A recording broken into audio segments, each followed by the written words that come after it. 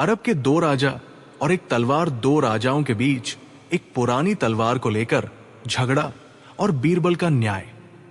आगरा के दरबार में विदेशी मेहमान। आगरा का दरबार सजा हुआ था। सम्राट अकबर अपने सिंहासन पर विराजमान थे। तभी सूचना मिली कि अरब के दो सुल्तान, सुल्तान अल मंसूर और सुल्तान अल जुबैर, अपनी एक साझा समस्या लेकर दिल्ली के दरबार में हाजिर हुए हैं। अकबर ने उनका स्वागत किया। दोनों सुल्तान अपने साथ एक मखमली संदूक लेकर आए थे। जब संदूक खोला गया तो उसमें एक पुरानी, साधारण सी दिखने वाली तलवार थी। न उस पर हीरे जड़े थे, न उसका म्यान सोने का था, लेकिन दोनों सुल्तानों के चेहरे पर उस तलवार के लिए जो जुनून था, वो किसी बेशकीमती खजाने से कम नहीं था। सुल्तान अल मंसूर ने कहा, जहांपनाह, ये तलवार हमारे पूर्वजों की निशानी है। इसका नाम नूर इंसाफ है। ये हमारे कबीले की आन बान शान है। जुबैर इसे अपना बताकर छीनना चाहता है। सुल्तान अल जुबैर गरज कर बोला, झूठ, ये तलवार मेरे दादा की है, जिसे अल मंसूर के पिता ने एक युद्ध के दौरान धोखे से हथिया लिया था। आज मैं इसे वापस लेकर ही दम लूंगा, चाहे इसके लिए मुझे आगरा की धरती पर खून की नदियां ही क्यों न बहानी पड़े। अकबर उलझन में पड़ गए। तलवार दिखने में मामूली थी, लेकिन उसका इतिहास बहुत गहरा था। सुल्तानों ने बताया कि यह तलवार उस योद्धा की थी जिसने अरब के कबीलों को एकजुट किया था। मान्यता थी कि जिसके पास यह तलवार होगी, उसी का कबीला सबसे शक्तिशाली माना जाएगा। दोनों सुल्तानों ने अपने अपने दावे पेश किए। दोनों के पास पुराने दस्तावेज थे, दोनों के पास गवाह थे। अकबर ने 2 दिन तक बहस सुनी, लेकिन किसी नतीजे पर नहीं पहुंच सके। अंत में हमेशा की तरह सबकी निगाहें बीरबल पर टिक गई। बीरबल ने तलवार को गौर से देखा। वो जंग खाई हुई थी और उसकी धार भी कुंद हो चुकी थी। बीरबल ने मुस्कुराते हुए कहा, जहांपनाह, इस तलवार का फैसला कानूनी दस्तावेजों से नहीं, बल्कि तलवार की रूह, आत्मा से होगा। मुझे 3 दिन का समय चाहिए। बीरबल ने दोनों सुल्तानों को महल के अलग अलग अतिथि गृहों में ठहराया। अगले 2 दिनों तक बीरबल ने उनके साथ कोई बात नहीं की, लेकिन उन्होंने गुप्तचरों के जरिए एक अफवाह फैला दी। अफवाह यह थी कि बीरबल ने पता लगा लिया है कि यह तलवार असली नहीं है। असली तलवार तो बहुत पहले नष्ट हो चुकी थी। यह तो बस एक नकली लोहे का टुकड़ा है। जब यह बात सुल्तान अल मंसूर के कानों तक पहुंची तो वो गुस्से से लाल हो गया। उसने अपने सेवकों से कहा, अगर ये नकली है तो मुझे इसकी परवाह नहीं। मुझे बस इसे जीतना है ताकि जुबैर की हार हो सके। दूसरी ओर जब सुल्तान अल जुबैर ने यह सुना तो वो बहुत दुखी हुआ। उसने तलवार की मरम्मत करने वाले एक पुराने कारीगर को याद किया और अकेले में रोते हुए कहा, चाहे ये लोहा हो या सोना, मेरे पूर्वजों की यादें इससे जुड़ी है। मेरे लिए इसकी कीमत इसकी धातु में नहीं, इसके सम्मान में है। तीसरे दिन दरबार लगा। बीरबल ने दोनों सुल्तानों को बुलाया और एक बड़ी घोषणा की। बीरबल बोले, जहांपनाह, मैंने इस तलवार की जांच की है। यह तलवार अब बूढ़ी हो चुकी है, यह अपनी शक्ति खो चुकी है। अरब की परंपरा के अनुसार यदि 2 दावेदार एक ही वस्तु पर अड़ जाए तो उस वस्तु को 2 हिस्सों में काट देना चाहिए। इसलिए मैं इस तलवार के 2 टुकड़े करूंगा। आधा हिस्सा अल मंसूर को मिलेगा और आधा अल जुबैर को। सुल्तान अल मंसूर तुरंत चिल्लाया, मुझे मंजूर है। अगर पूरी नहीं तो आधी ही सही। कम से कम जुबैर को पूरी तलवार तो नहीं मिलेगी। लेकिन सुल्तान अल जुबैर का चेहरा सफेद पड़ गया। उसने कांपती आवाज में कहा, नहीं, ये जुल्म मत कीजिए। ये तलवार हमारे इतिहास की धरोहर है। इसे काटकर इसका अपमान मत कीजिए। अगर इसे बचाए रखने का यही तरीका है कि मैं अपनी दावेदारी छोड़ दूं, तो मैं हार मानने को तैयार हूं। यह तलवार अल मंसूर को दे दी जाए, लेकिन कृपया इसे साबुत रहने दे। पूरे दरबार में सन्नाटा छा गया। बीरबल मुस्कुराए और अकबर की ओर देखकर बोले, जहां पनाह, न्याय हो चुका है, असली मालिक मिल गया है। बीरबल ने तलवार उठाई और सुल्तान अल-जुबैर को सौंपते हुए कहा, सुल्तान अल-जुबैर, ये तलवार आपकी है। अल-मंसूर तमतमा उठा, ये कैसा न्याय है बीरबल? मैंने तो आधा हिस्सा स्वीकार किया था, फिर भी मुझे कुछ नहीं मिला। बीरबल ने गंभीरता से कहा, सुल्तान अल-मंसूर, जो असली मालिक होता है वो अपनी प्रिय वस्तु के टुकड़े होते नहीं देख सकता। आपके लिए ये केवल जीत का एक जरिया थी, इसलिए आप इसे काटने पर सहमत हो गए, लेकिन सुल्तान अल-जुबैर के लिए यह सम्मान की निशानी थी। उन्होंने तलवार की रक्षा के लिए अपनी जीत का बलिदान दे दिया। सच्चा मालिक वही है जो रक्षा करना जानता हो, विनाश करना नहीं। अकबर बीरबल की इस सूझबूझ से गदगद हो गए। उन्होंने पूछा, बीरबल, क्या तुमने वाकई वो अफवाह फैलाई थी कि तलवार नकली है? बीरबल ने सिर झुकाकर कहा, हाँ जहांपनाह, मैं ये देखना चाहता था कि कौन इस तलवार के लोहे से प्यार करता है और कौन इसके इतिहास से। अल-मंसूर इसके लोहे और अपनी जिद से प्यार कर रहा था, जबकि अल-जुबैर इसके गौरव से। दोनों सुल्तान बीरबल के सामने नतमस्तक हो गए। सुल्तान अल-मंसूर को अपनी गलती का एहसास हुआ और उसने अल-जुबैर से माफी मांगी। तलवार वापस मिल जाने के बाद दोनों सुल्तानों के बीच की कड़वाहट खत्म हो गई और उन्होंने आपस में शांति संधि पर हस्ताक्षर किए। कहानी की शिक्षा, मोरल: 1. सच्चा प्रेम और स्वामित्व। जो व्यक्ति किसी वस्तु या रिश्ते से सच्चा प्रेम करता है वो उसे टूटते हुए देखने के बजाय खुद झुकना पसंद करता है।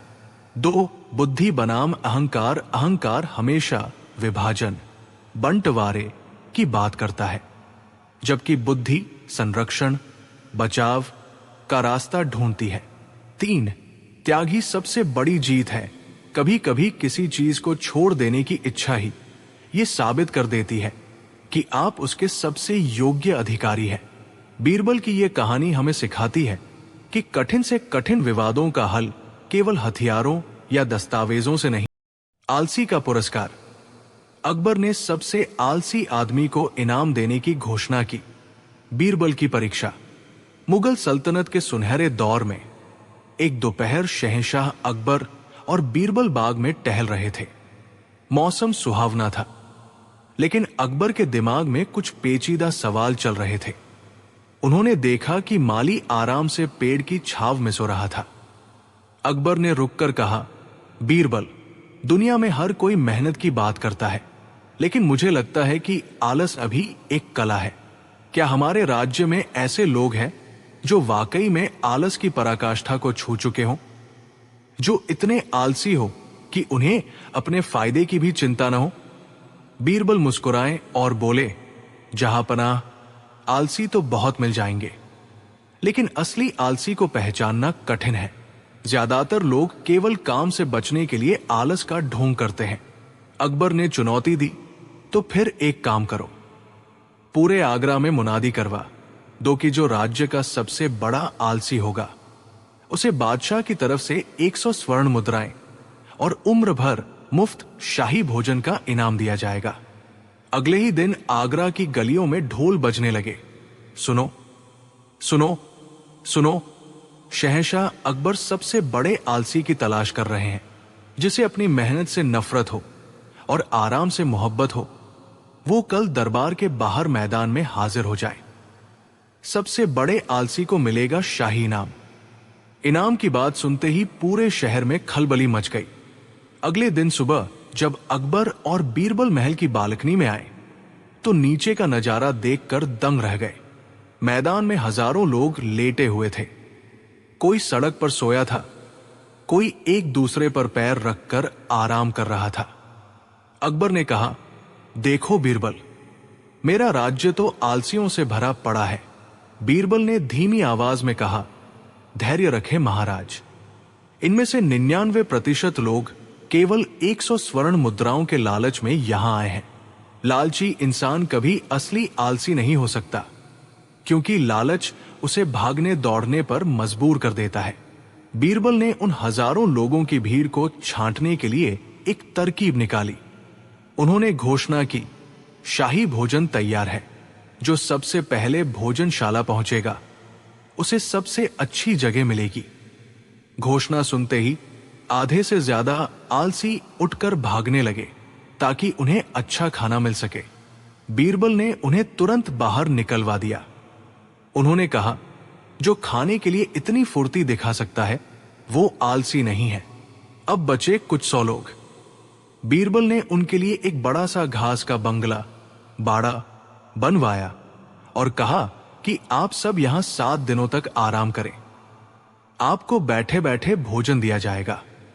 6 दिन बीत गए।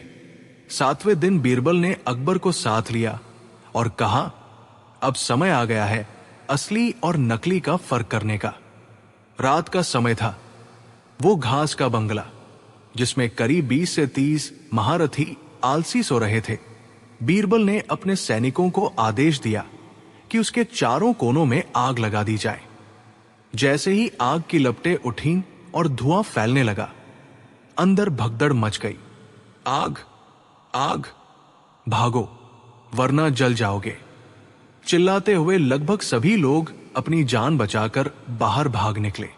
अंत में जब बंगला धू धू कर जल रहा था, सैनिकों ने देखा कि बंगले के बिल्कुल बीचों बीच, जहां अभी आग नहीं पहुंची थी, 2 आदमी अभी भी शांति से लेटे हुए थे। उन्हें न भागने की जल्दी थी, न अपनी जान की परवाह।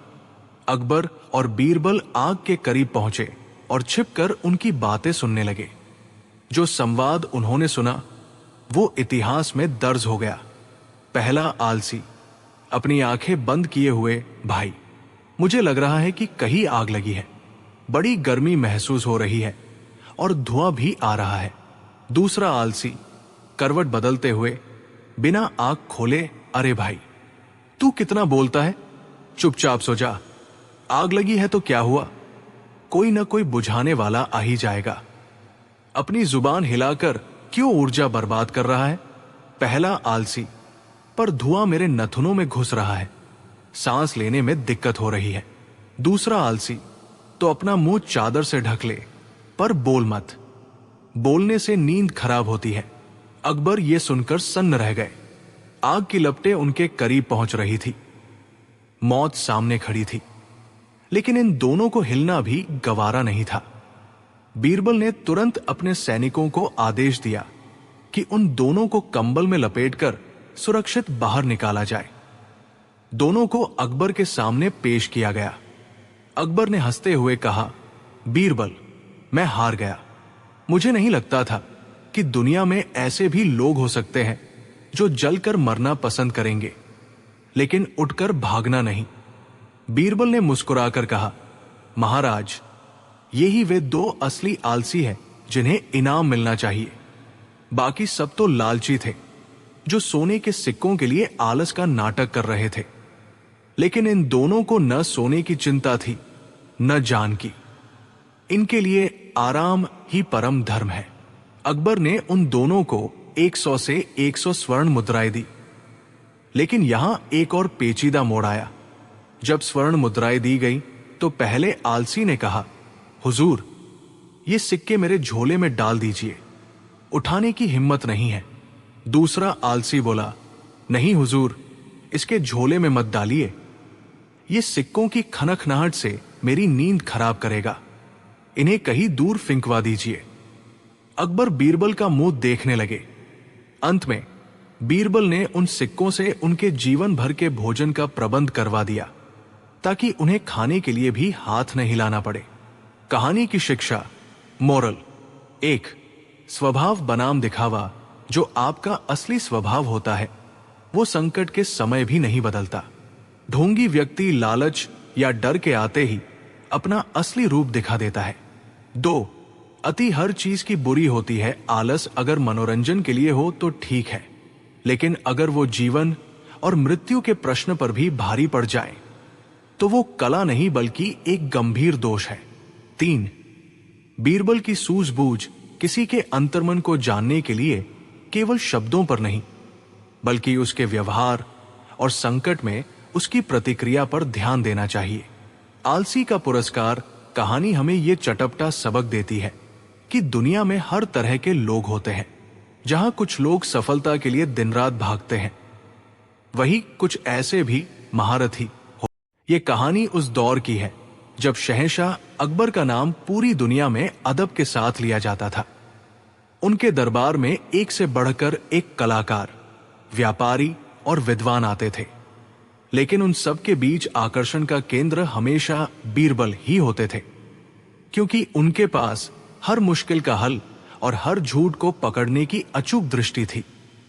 एक सुहानी सुबह मुगल दरबार पूरी शानो शौकत के साथ सजा हुआ था। तभी द्वारपाल ने सूचना दी कि फारस, पर्शिया से एक बहुत बड़ा व्यापारी, जिसका नाम मिर्जा अलबेग था, शहंशाह से मिलने की इजाजत चाहता है। अकबर ने उसे अंदर बुलाने का हुक्म दिया। मिर्जा अलबेग ने दरबार में प्रवेश किया। वो रेशमी लिबास पहने हुए था और उसके हाथ में एक मखमली संदूकची थी। उसने बड़े अदब से झुककर सलाम किया और बोला, जहांपनाह, मैंने आपकी दरियादिली और कला प्रेम के किस्से पूरे फारस और अरब में सुने हैं। मैं आपके लिए एक ऐसी नायाब चीज लाया हूं जो पूरी दुनिया में सिर्फ मेरे पास है। अकबर की उत्सुकता बढ़ गई। उन्होंने कहा, मिर्जा, ऐसी क्या चीज है तुम्हारे पास? पेश की जाए। मिर्जा ने बड़े नाटकीय अंदाज में अपनी संदूकची खोली। जैसे ही संदूकची खुली, पूरा दरबार रोशनी से जगमगा उठा। उसमें बड़े बड़े गोल और बेदाग सफेद मोती थे। उनकी चमक ऐसी थी मानो वे चांद के टुकड़े हों। अकबर अपनी जगह से उठ खड़े हुए और मोतियों को हाथ में लेकर बोले, वाह, खुदा की कसम, हमने आज तक इतने सुंदर और बड़े मोती नहीं देखे। ये तो वाकई में बेमिसाल है। मिर्जा मुस्कुराया और बोला, हुजूर, ये साधारण मोती नहीं है। ये फारस की खाड़ी के सबसे गहरे हिस्से से निकाले गए रूहानी मोती हैं। इन्हें किसी ने हाथ से नहीं तराशा, बल्कि ये कुदरती तौर पर इतने गोल है। एक मोती की कीमत 5000 सोने की मुहरें हैं। जहां अकबर उन मोतियों की चमक में खोए हुए थे, वहीं दूसरी तरफ खड़े बीरबल की पारखी नजरें मिर्जा के चेहरे के उतार चढ़ाव को पथ रही थी। बीरबल को कुछ अजीब लगा। मिर्जा की आंखों में वो गर्व नहीं था जो एक ईमानदार व्यापारी की आंखों में होता है, बल्कि वहां एक अजीब सी घबराहट और चालाकी छिपी थी। अकबर ने बीरबल की ओर देखा और कहा, बीरबल, क्या कहते हो? क्या हमने आज से पहले कभी ऐसे मोती देखे हैं? हमारा मन है कि हम ये सारे मोती, कुल 20 मोती खरीद लें और मलिक आयालिया के लिए एक हार बनवाएं। बीरबल ने आगे बढ़कर मोतियों को देखा। उन्होंने एक मोती को अपने कान के पास ले जाकर हिलाया, फिर उसे हल्का सा अपनी उंगली से रगड़ा। मिर्जा अलबेग के चेहरे पर पसीने की एक बूंद उभर आई। बीरबल मुस्कुराए और बोले, जहांपनाह, मोती वाकई खूबसूरत है। इनकी चमक सूरज को भी मात दे सकती है। लेकिन अकबर ने टोका, लेकिन क्या बीरबल? बीरबल बोले, जहांपनाह, फारस से दिल्ली तक का रास्ता बहुत लंबा और धूल भरा है। अक्सर ऐसे नायाब मोती अपनी रूहानी ताकत खो देते हैं अगर उन्हें सही तरीके से न रखा जाए। मैं बस ये परखना चाहता हूं कि क्या ये मोती अभी भी अपनी असली तासीर में है या नहीं। क्या मिर्जा साहब हमें इन मोतियों की जांच के लिए 3 दिन का समय देंगे? मिर्जा अलबेग घबरा गया, लेकिन उसने खुद को संभालते हुए कहा, हुजूर, ये मोती असली है। मेरी 7 पुश्तें मोतियों का व्यापार करती आ रही है। बीरबल साहब मेरी ईमानदारी पर शक कर रहे हैं। अकबर ने कहा, नहीं मिर्जा, ये शक नहीं, सावधानी है। बीरबल, तुम ये मोती ले जाओ और 3 दिन बाद हमें बताओ कि इनका सौदा करना चाहिए या नहीं। बीरबल उन मोतियों को लेकर अपने निवास पर आ गए। उन्होंने शहर के सबसे पुराने और अनुभवी जौहरियों को बुलाया। जौहरियों ने मोतियों को देखा और कहा, बीरबल जी, ये मोती दिखने में तो 100% असली है। हम भी धोखा खा सकते हैं। लेकिन बीरबल का मन नहीं माना उन्होंने सोचा कि अगर कोई चीज जरूरत से ज्यादा सही दिखती है तो अक्सर उसमें कुछ खोट होता है। उन्होंने एक नया प्रयोग करने का फैसला किया। उन्होंने अपने सेवक को बुलाकर कहा, जाओ बाजार से कुछ कस्तूरी, सिरका और थोड़ा सा चूने का पानी लेकर आओ। अगले 2 दिनों तक बीरबल ने उन मोतियों के साथ कई प्रयोग किए। उन्होंने देखा कि जब मोती को सिरके के हल्के घोल में डाला गया तो उसकी ऊपरी परत बहुत हल्की सी ढीली होने लगी। असली मोती सिरके से इतनी जल्दी प्रभावित नहीं होते, लेकिन अगर वे किसी रसायन, केमिकल से बने हों तो उनकी पोल खुल जाती है। बीरबल समझ गए कि ये मोती असली नहीं है, बल्कि समुद्र की कुछ खास मछलियों की हड्डियों के चूर्ण और एक विशेष गोंद, ग्लू को मिलाकर साँचों में ढाले गए हैं। इन्हें इतनी सफाई से बनाया गया था कि असली नकली का फर्क करना नामुमकिन था। ऊपर से इन पर चांदी का अर्क चढ़ाया गया था ताकि वे चमकते रहें। तीसरे दिन दरबार लगा। मिर्जा अलबेग बहुत आत्मविश्वास के साथ खड़ा था। उसे यकीन था कि बीरबल जैसा आदमी भी उसकी कलाकारी को नहीं पकड़ पाएगा। अकबर ने पूछा, हाँ बीरबल, क्या नतीजा निकला? क्या हम 1 लाख सोने की मुहरें मिर्जा को दे दें?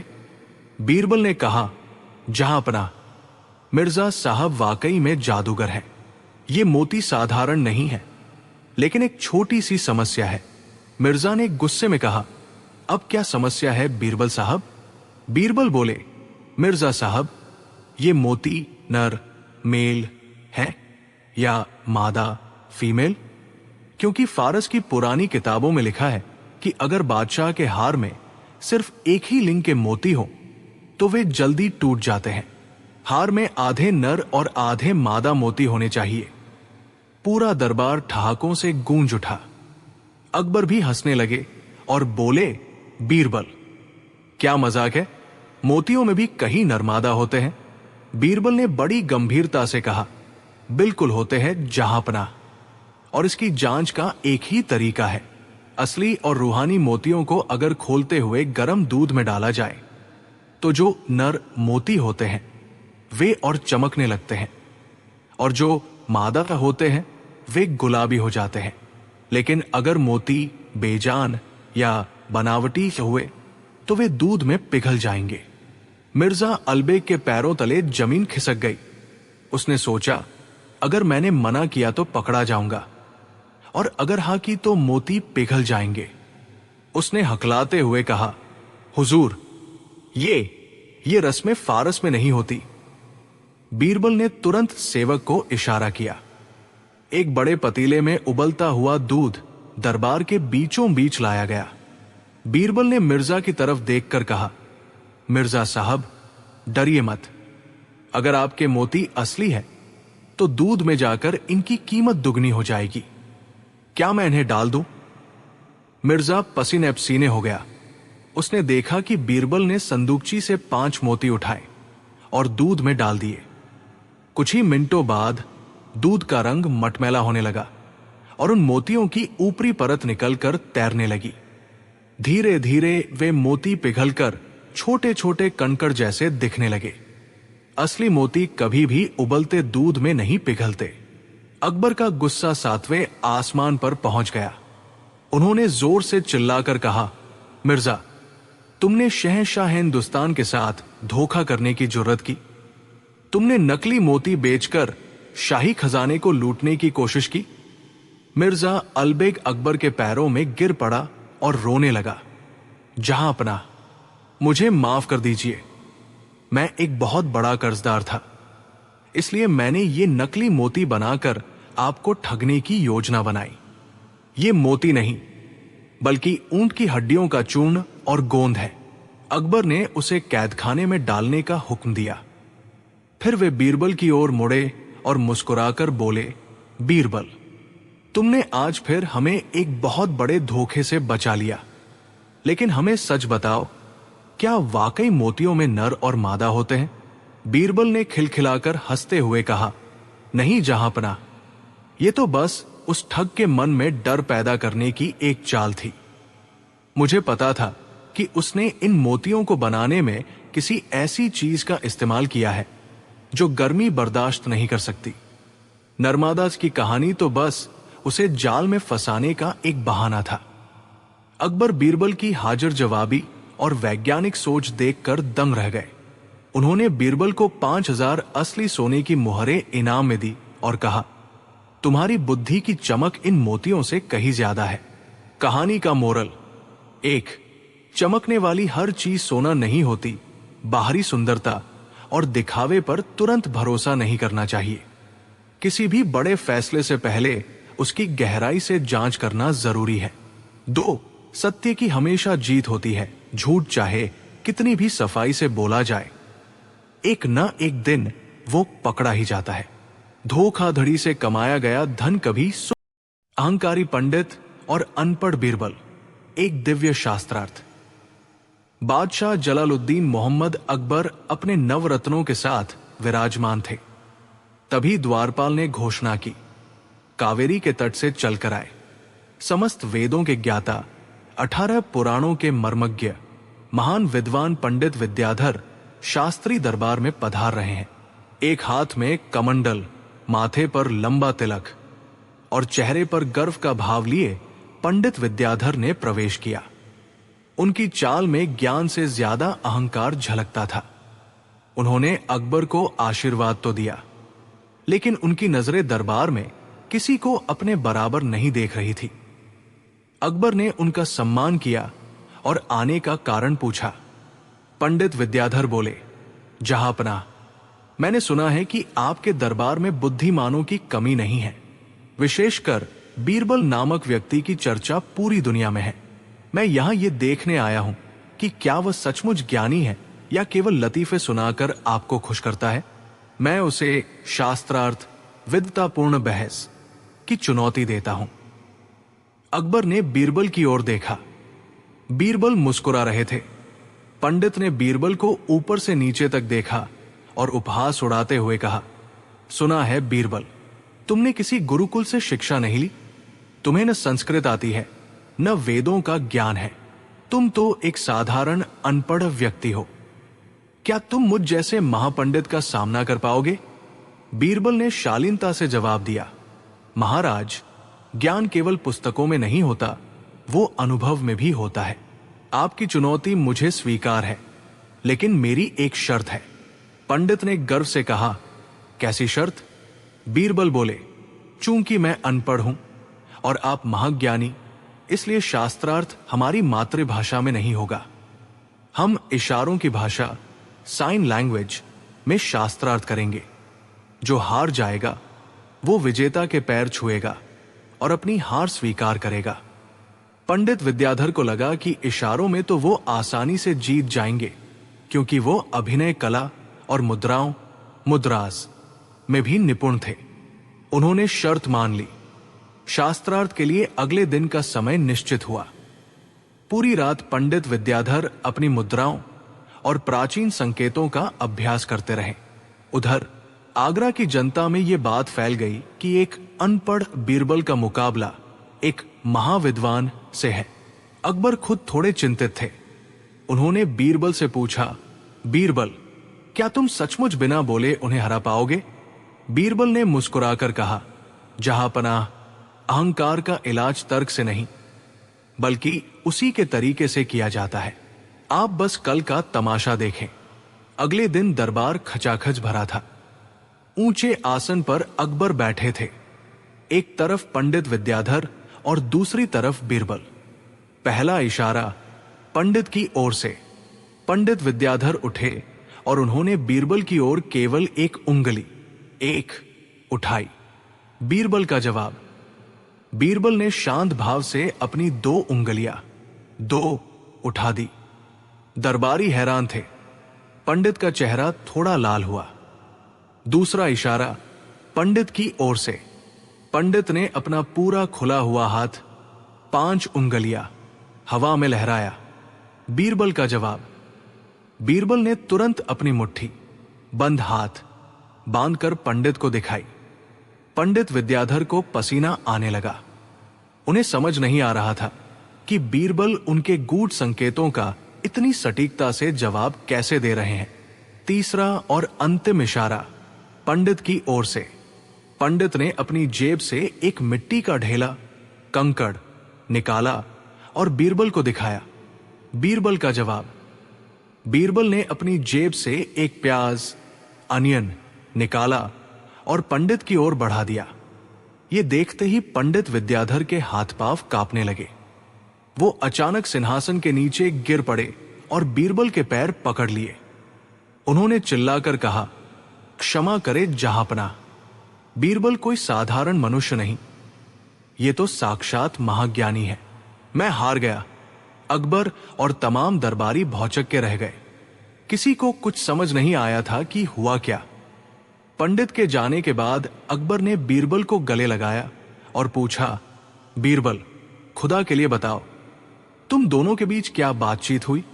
बीरबल ने हंसते हुए कहा, महाराज, पंडित जी बहुत अहंकारी थे। वो अपनी विद्वता दिखा रहे थे और मैं अपनी व्यावहारिकता। अकबर ने पूछा, लेकिन उन संकेतों का मतलब क्या था? बीरबल ने विस्तार से समझाया, एक उंगली बनाम दो उंगलियां। पंडित का सोचना, पंडित ने एक उंगली उठाकर कहा कि ईश्वर एक है।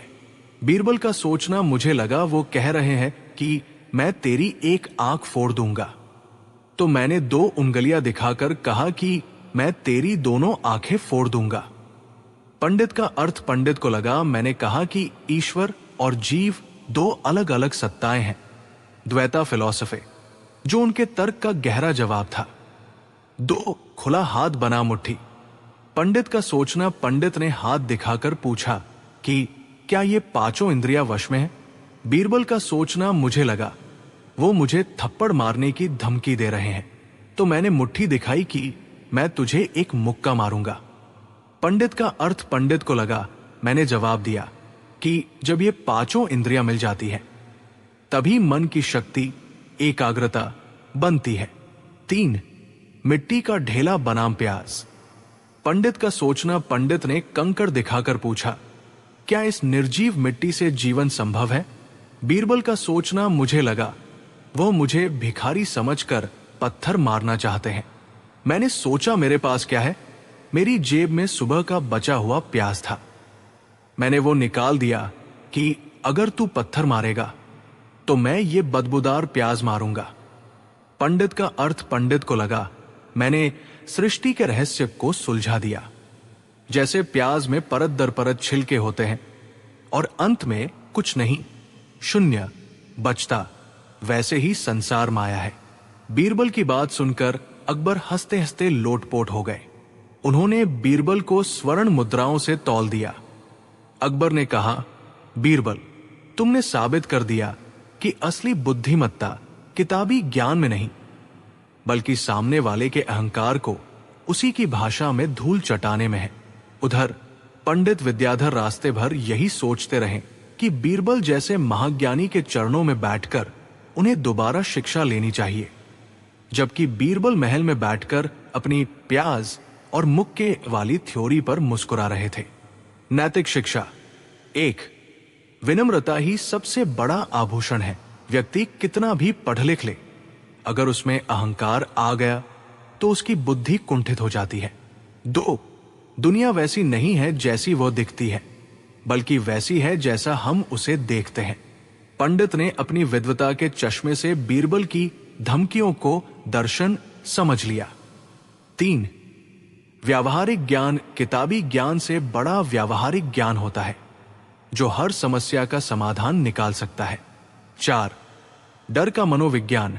जब आप किसी से डर जाते हैं या किसी को बहुत बड़ा मान लेते हैं तो उसकी साधारण क्रियाएं भी आपको चमत्कारिक लगने लगती है। ये चटपटी कहानी हमें सिखाती है कि जीवन में गंभीर से गंभीर समस्या को भी अपनी हाजिर जवाबी और शांत दिमाग से सुलझाया जा सकता है। बीरबल और आगरा की सबसे कंजूस बुढ़िया। मुगलिया सल्तनत की राजधानी आगरा में एक से बढ़कर एक रईस और दरियादिल लोग रहते थे, लेकिन उन्हीं के बीच एक ऐसी महिला भी रहती थी जिसकी कंजूसी के चर्चे दूर दूर तक थे। लोग उसे प्यार से या चिढ़कर मक्खी चूस बुघिया या कंजूस माई कहते थे। उसका असली नाम शांति देवी था, लेकिन शांति उसके स्वभाव में कहीं नहीं थी। वो शहर की सबसे धनी महिलाओं में से एक थी, पर उसकी हालत देखकर लगता था कि वो किसी भिखारी से भी गई गुजरी है। कहते हैं कि यदि उसके दूध के कटोरे में कोई मक्खी गिर जाती तो वो मक्खी को फेंकने से पहले उसे तब तक निचोड़ती थी जब तक कि मक्खी के शरीर से दूध की आखिरी बूंद भी बाहर न निकल जाए। वो फटे पुराने कपड़े पहनती, सूखी रोटियां खाती और रात को दिया भी नहीं जलाती थी ताकि तेल के पैसे बच सके। उसके पास सोने की ईंटों से भरा एक संदूक था जिसे वो अपनी जान से भी ज्यादा प्यार करती थी। एक शाम बादशाह अकबर और बीरबल महल की छत पर टहल रहे थे। अकबर ने मुस्कुराते हुए कहा, बीरबल, हमने सुना है कि हमारे शहर में एक ऐसी बुढ़िया रहती है जिसकी मुट्ठी से आज तक एक दमड़ी छोटा सिक्का भी बाहर नहीं निकली। क्या यह सच है? बीरबल ने सिर झुकाकर कहा, जी जहांपना, वो बुढ़िया कंजूसी की जीती जागती मिसाल है। लोग कहते हैं कि वो अपनी परछाई पर भी पैसे खर्च न करे। अकबर को मजाक सूझा। उन्होंने कहा, बीरबल, तुम तो बड़े चतुर हो। क्या तुम उस बुढ़िया से एक भी स्वर्ण मुद्रा, सोने का सिक्का निकलवा सकते हो, वो भी उसकी मर्जी से? यदि तुम ऐसा कर पाए तो हम तुम्हें 1000 स्वर्ण मुद्राएं इनाम में देंगे, और यदि हार गए तो तुम्हें 1 महीने तक महल के घोड़ों की सेवा करनी होगी। बीरबल ने चुनौती स्वीकार कर ली। उन्होंने कहा, हुजूर, मुझे थोड़ा समय दीजिए। बुद्धि से पत्थर से भी पानी निकाला जा सकता है, ये तो फिर भी एक इंसान है। अगले दिन बीरबल एक साधारण ब्राह्मण का भेष बनाकर बुढ़िया के घर पहुंचे। बुढ़िया अपने फटे हुए टाट के बोरे पर बैठी चने चबा रही थी। बीरबल ने कहा, माई, मैं एक गरीब ब्राह्मण हूं। सुना है आप बहुत बड़ी सेठानी है। मेरी बेटी की शादी है, यदि आप कुछ दान दे सके। बुढ़िया ने बीरबल को ऊपर से नीचे तक देखा और चिल्लाकर बोली, भाग यहां से पाखंडी। बेटी तेरी, शादी तेरी, तो पैसे मैं क्यों दूं? जा, किसी राजा के पास जा। यहां तो खुद के खाने के लाले पड़े हैं। बीरबल ने हार नहीं मानी। उन्होंने कहा, माई, दान देने से धन बढ़ता है। शास्त्र कहते हैं कि जो इस जन्म में देता है उसे अगले जन्म में 10 गुना मिलता है। बुढ़िया ठाका मारकर हंसी और बोली, बेटा, अगले जन्म की बात अगले जन्म में करेंगे। इस जन्म में तो मुझे मेरा धन बचाना है। और सुन, शास्त्र मुझे मत सिखा। मैंने गरीबी देखी है, इसलिए पैसे की कीमत जानती हूं। अब निकल यहां से, वरना कुत्ता छोड़ दूंगी। जबकि उसके पास कुत्ता पालने के भी पैसे नहीं थे। बीरबल समझ गए कि सीधे रास्ते से ही नहीं निकलने वाला, उन्हें उंगली टेढ़ी करनी ही होगी। बीरबल ने 2 दिन तक बुढ़िया की दिनचर्या पर नजर रखी। उन्हें समझ आया कि बुढ़िया जितनी कंजूस है, उससे कहीं ज्यादा वो धार्मिक पाखंड और लालच में विश्वास रखती है। बीरबल ने इस बार एक पहुंचे हुए सिद्ध महात्मा का भेष धरा। उन्होंने लंबी दाढ़ी लगाई, माथे पर तिलक लगाया और एक रेशमी चोला पहन लिया। उन्होंने अपने एक वफादार सेवक को भी चेला बना लिया। बीरबल ने बुढ़िया के घर के ठीक सामने वाले नीम के पेड़ के नीचे अपना डेरा डाल दिया। उनके चेले ने शोर मचाना शुरू किया। आ गए स्वर्ग से सीधे धरती पर उतरने वाले महायोगी चमत्कारी बाबा आ गए, जो मिट्टी को सोना बना दे और मरे हुए पूर्वजों से बात करा दे। देखते ही देखते भीड़ जमा होने लगी। बीरबल बाबा के भेष में आंखें बंद करके मंत्र पढ़ने लगे। उन्होंने कुछ लोगों को साधारण चूर्ण दिया और उनकी समस्याएं हल होने का नाटक किया, जो कि पहले से तय था। बुढ़िया अपनी खिड़की से ये सब देख रही थी। जब उसने सुना कि बाबा मिट्टी को सोना बना सकते हैं तो उसके कान खड़े हो गए। उसने सोचा, अगर मेरे पास जो लोहे के पुराने बर्तन हैं वे सोने के हो जाएं तो कितना अच्छा होगा। तीसरे दिन बुढ़िया धीरे से बाबा के पास पहुंची। उसने भीड़ के छंटने का इंतजार किया और फिर बोली, महाराज, क्या आप वाकई चमत्कार कर सकते हैं? बीरबल ने अपनी एक आंख खोली और भारी आवाज में बोले, पुत्री, चमत्कार मैं नहीं, तेरी श्रद्धा करती है। मुझे धन दौलत से कोई मोह नहीं है। मैं तो बस उन लोगों की मदद करता हूं जिनके पास बहुत सारा धन है, लेकिन वे उसे स्वर्ग ले जाना चाहते हैं। बुढ़िया की आंखें चमक उठीं। उसने पूछा, क्या क्या हम अपना धन स्वर्ग ले जा सकते हैं? मुझे तो पंडितों ने बताया था कि यहां से सब खाली हाथ जाते हैं। बीरबल मुस्कुराए और बोले, साधारण पंडित यही कहेंगे, लेकिन मेरा स्वर्ण विमान मंत्र अलग है। जो व्यक्ति इस धरती पर अपनी स्वर्ण मुद्राओं को मुझे सौंप देगा, मैं उन्हें एक विशेष मटके में बंद करके मंत्र पढ़ूंगा। वो मटका अदृश्य होकर सीधे स्वर्ग में तुम्हारे नाम के लॉकर में जमा हो जाएगा। जब तुम मरोगी तो वहां तुम्हें वो सब ब्याज सहित मिलेगा। बुढ़िया के मन में द्वंद्व छिड़ गया। एक तरफ उसका कंजूस मन था जो एक कौड़ी भी नहीं छोड़ना चाहता था, और दूसरी तरफ उसका लालची मन था जो स्वर्ग में भी रईस बनकर रहना चाहता था। उसने पूछा, महाराज, क्या इसकी कोई रसीद मिलेगी? बीरबल ने हंसकर कहा, पुत्री, भगवान के घर रसीद नहीं, पुण्य चलता है। अगर तुझे भरोसा नहीं है तो मत दे। वैसे भी कल मैं हिमालय जा रहा हूं। बुढ़िया डर गई। उसने सोचा कि ऐसा मौका फिर नहीं मिलेगा। वो दौड़कर घर गई और अपने संदूक से 10 सोने की ईंटें और 100 स्वर्ण मुद्राएं निकाल लाई। लेकिन जैसे ही उसने बाबा को देने के लिए हाथ बढ़ाया, उसकी कंजूसी जाग गई। उसका हाथ कांपने लगा। उसने कहा, महाराज, क्या मैं सिर्फ एक सिक्का देकर देख सकती हूं कि वो स्वर्ग पहुंचा या नहीं? बीरबल समझ गए। उन्होंने कहा, बिल्कुल, तुम अभी एक सिक्का दो, मैं मंत्र पढ़ूंगा और कल सुबह तुम्हें तुम्हारे घर की दीवार पर स्वर्ग की मोहर दिखाई देगी। बुढ़िया ने एक सिक्का दिया। बीरबल ने रात को चुपके से उसके घर की दीवार पर केसर से एक चिन्ह बना दिया। सुबह जब बुढ़िया ने वो देखा तो वो खुशी से पागल हो गई। उसे यकीन हो गया कि बाबा वाकई पहुंचा हुआ है। अगले दिन बुढ़िया अपनी सारी उम्र की कमाई, करीब 500 स्वर्ण मुद्राएं, एक थैली में भरकर बाबा के पास ले आई। उसने कहा, महाराज, ये सब स्वर्ग भेज दीजिए। बस मुझे वहां एक बड़ा महल और नौकर चाकर दिलवा देना।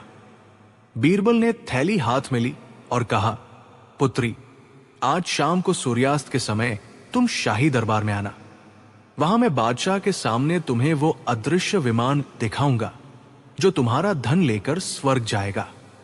बुढ़िया खुश होकर घर चली गई।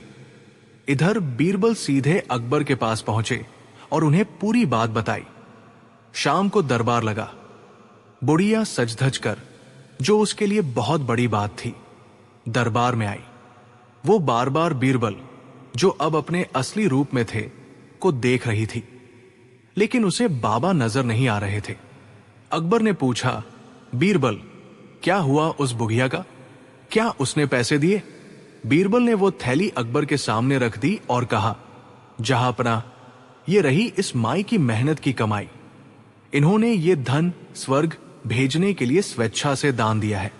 बुढ़िया जैसे ही बीरबल की आवाज सुनी, वो चौंक गई। अरे, ये तो वही बाबा है।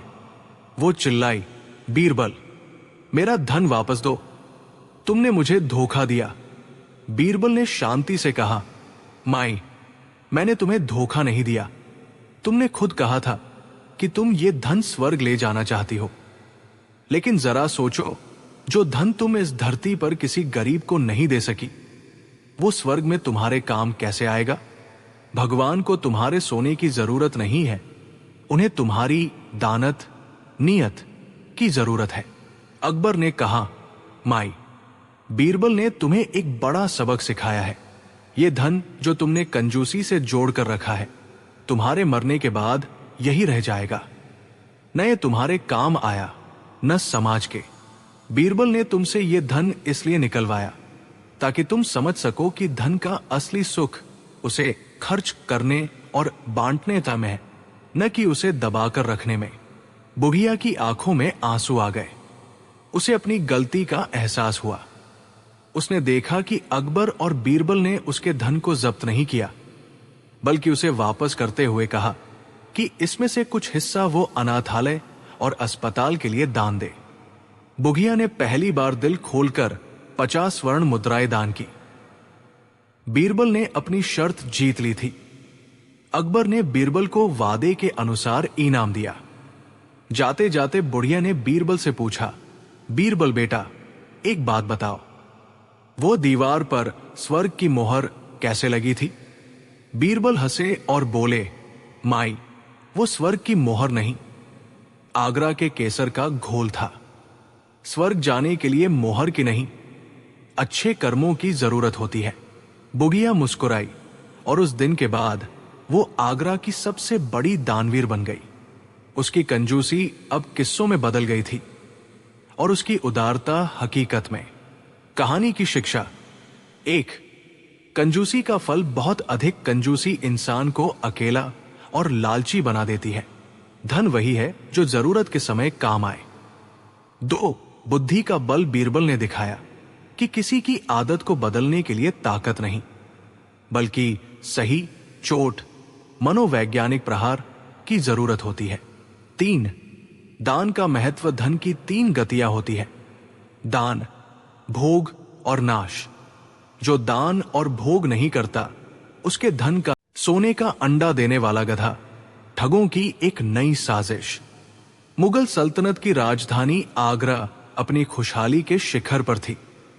एक शाम, जब सूरज की लाली यमुना के पानी में घुलकर उसे सुनहरा बना रही थी, शहर के मुख्य द्वार से 2 व्यक्ति दाखिल हुए। उनके नाम थे चमन और जमन। ये कोई साधारण यात्री नहीं थे, बल्कि देश के सबसे शातिर ठग थे। उनके पास एक बूढ़ा मरियल सा गधा था, जिसे उन्होंने चमकीले झूलों और घुंघरुओं से सजा रखा था। चमन और जमन ने अपनी वेशभूषा किसी पहुंचे हुए तांत्रिक और उसके शिष्य जैसी बना रखी थी। उनका इरादा बड़ा था। वे जानते थे कि आगरा में दौलत की कमी नहीं है, बस उसे निकालने के लिए एक बड़ी और अनोखी साजिश की जरूरत है। चमन ने जमन से फुसफुसाकर कहा, देख भाई, आगरा के लोग बुद्धिमान हैं, लेकिन यहां के अमीर लोग उससे भी ज्यादा लालची है। हम उनकी उसी नस को पकड़ेंगे। अगले दिन शहर के सबसे व्यस्त चौराहे पर चमन ने एक तंबू गाड़ा। उसने गधे को बीच में खड़ा किया और उसके सामने अगरबत्तियां जलाकर मंत्र पढ़ने लगा। जमन लोगों को इकट्ठा करने लगा। जब भीड़ बढ़ गई तो चमन चिल्लाकर बोला, भाइयों और बहनों, कुदरत का करिश्मा देखिए। ये कोई साधारण गधा नहीं है, ये हिमालय की उन गुफाओं से लाया गया है जहां ऋषि मुनि तपस्या करते हैं। इस गधे पर साक्षात धन की देवी का आशीर्वाद है। ये घास नहीं खाता, ये केवल पवित्र केसर और शहद खाता है। और सबसे बड़ी बात, ये हर पूर्णिमा की रात को सोने का अंडाज देता है। भीड़ में सन्नाटा छा गया। कोई हंसा तो कोई हैरान हुआ। एक आदमी बोला, अरे मूर्ख, गधा तो जानवर है, वो अंडा कैसे दे सकता है, और वो भी सोने का? चमन मुस्कुराया और बोला, साधारण गधा नहीं देता, लेकिन ये दिव्य गधा देता है। यकीन नहीं आता तो कल सुबह इसी वक्त यहां आना। उस रात चमन और जमन ने अपनी योजना के अनुसार बाजार से एक बड़ा अंडा खरीदा और उस पर सोने का वर्क चढ़ा दिया। अगली सुबह जब भीड़ इकट्ठा हुई तो चमन ने गधे के नीचे से वो सोने का अंडा निकाला। लोग दंग रह गए। सोने की चमक देखकर उनकी आंखों में लालच उतर आया। चमन ने घोषणा की, ये गधा अनमोल है, लेकिन मैं एक फकीर हूं। मुझे धन का मोह नहीं। मैं इसे किसी ऐसे भाग्यशाली व्यक्ति को बेचना चाहता हूं जो इसकी कद्र कर सके। इसकी कीमत है 5000 स्वर्ण मुद्राएं। आगरा का एक धनी और मूर्ख व्यापारी, जिसका नाम लाला धनीराम था, इस जाल में फंस गया। उसने सोचा कि अगर ये हर महीने एक सोने का अंडा देगा तो वो कुछ ही समय में शहंशाह अकबर से भी अमीर हो जाएगा। उसने बिना सोचे समझने 5,000 मुद्राएं दी और गधे को अपने घर ले गया। एक हफ्ते बाद लाला धनीराम रोता पिटता दरबार में हाजिर हुआ। उसके पीछे वही मरियल गधा था। लाला ने दुहाई दी, जहां पनाह, इंसाफ कीजिए, इन 2 ठगों ने मुझे लूट लिया। उन्होंने कहा था कि यह गधा सोने का अंडा देता है। मैंने इसे हफ्तों तक केसर और बादाम खिलाए, पर इसने अंडे की जगह केवल लीद दी, वो भी साधारण। दरबार ठहाकों से गूंज उठा। अकबर ने अपना सिर पकड़ लिया और बीरबल की ओर देखा। अकबर बोले, बीरबल, हमने सुना था कि लोग जमीन और जायदाद के लिए ठगे जाते हैं, लेकिन कोई गधे से अंडे की उम्मीद कैसे कर सकता है? क्या आगरा में मूर्खों की संख्या बढ़ गई है? बीरबल मुस्कुराए और बोले, जहां पनाह, लालच इंसान की अक्ल पर पत्थर रख देता है। पर फिक्र न करें, वे ठग अभी भी आगरा में ही होंगे। वे इतनी बड़ी रकम लेकर तुरंत भागेंगे नहीं, क्योंकि उन्हें लगा होगा कि अभी और भी शिकार बाकी है। बीरबल ने उन ठगों को पकड़ने के लिए एक अनोखा जाल बुना। उन्होंने पूरे शहर में मुनादी करवा दी, शहंशाह अकबर को अपने शाही अस्तबल के लिए एक जादुई गधे की तलाश है। यदि किसी के पास ऐसा गधा हो जो सोने का अंडा देता हो, तो वो उसे दरबार में लाए। शहंशाह उसे 50